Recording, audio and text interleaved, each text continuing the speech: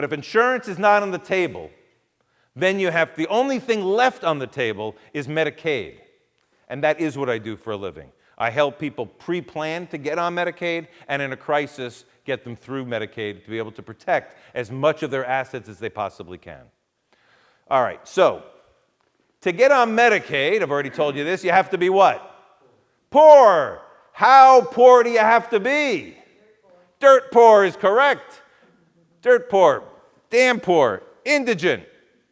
Have nothing practically. In fact, you can't have more than $15,750 in your name.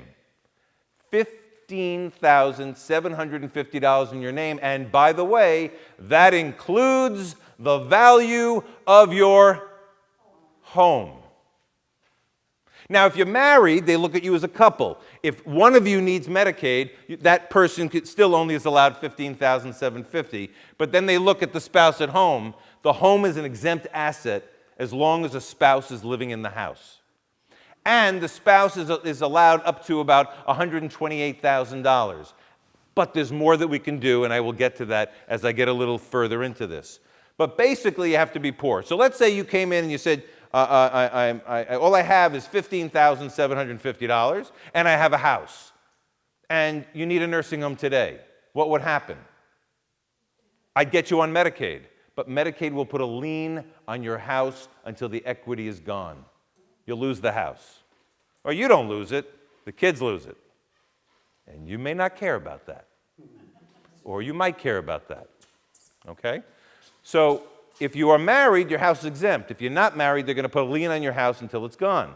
Well, don't sit back and say, I'm married, I don't have a problem, because if one spouse dies and the second spouse ends up getting sick, we could still lose the house.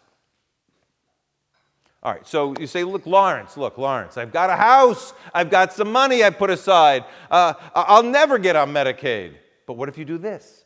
What if you take your house and you take your money and you just transfer it all to your kids? And by the way, they'll take it.